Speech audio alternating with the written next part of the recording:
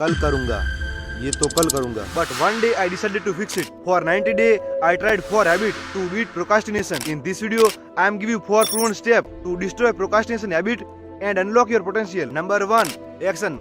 तो भाई सबसे पहले तो तुम्हें जो काम करना है उसके बारे में पूरी तरह से क्लियरिटी होनी चाहिए कि मुझे ये काम करना है। और दूसरी बात, कौन सी चीज कौन सी हैबिट से मेरी विल पावर बढ़ेगी ये ध्यान रखना पड़ेगा। कभी भी परफेक्शन के पीछे मत भागना, जो भी आता है उसे एग्जीक्यूट करो, क्योंकि एग्जीक्यूशन ही मेन है। क्योंकि तुम जब भी प्लान करते हो और उसे स्टार्ट नहीं करते, जो भी काम है उसे प्लान मत करो, सबसे पहले उसे स्टार्ट करो, फिर जो भी प्लान होगा वो हो जाएगा। और सोचना बंद कर दो कि भाई मैं पास होऊंगा या फिर फेल होगा, पहले स्टार्ट तो करो, लेकिन ओवर थिंकिंग मत करो, उसे किल कर दो। तो इसके लिए सबसे बेस्ट सॉल्यूशन है action.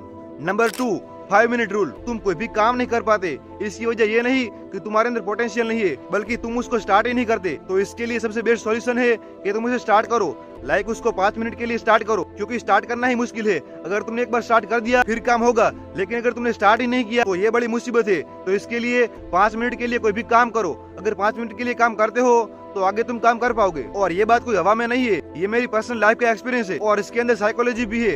And number 3, tools and tech for system. और अगर तुम सिस्टम के बिना काम करते हो तो तुम फेल होगे, क्योंकि तुम्हें पता ही नहीं है कि मैं कल क्या करूंगा। और अगर तुम्हें कंसिस्टेंसी मेंटेन करनी है तो तुम्हें सिस्टम चाहिए ही चाहिए। मार्केट में कई सारे टूल है, जिसमें से ChatGPT सबसे बेस्ट है और ऊपर से उसका प्रो वर्जन भी फ्री मिल रहा है, तो लेना मत भूलना। ChatGPT तुम्हें काम आएगा जर्नलिंग करने में, प्लानिंग करने में। और अगर तुम्हारा काम बहुत ही कॉम्प्लेक्स है तो उसे स्मॉल पार्ट में डिवाइड करेगा। और नोशन जैसे टूल भी बढ़िया है।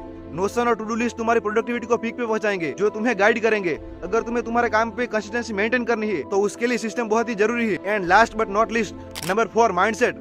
अगर तुम कितने भी काम कर लो, तुम कितने भी हैबिट बना लो, कितनी भी बुक पढ़ लो, लेकिन अगर तुम्हारा माइंडसेट स्ट्रांग नहीं है तो सब कुछ जीरो है। तो इसके लिए माइंडसेट बहुत ही जरूरी है। मानो कि 2 लोग हैं, दोनों सुबह से कोई काम नहीं किया, लेकिन शाम को कहा जाता है कि भाई तुम्हें अब काम करना पड़ेगा। मानो कि एक का माइंडसेट वीक है, दूसरे का स्ट्रांग है।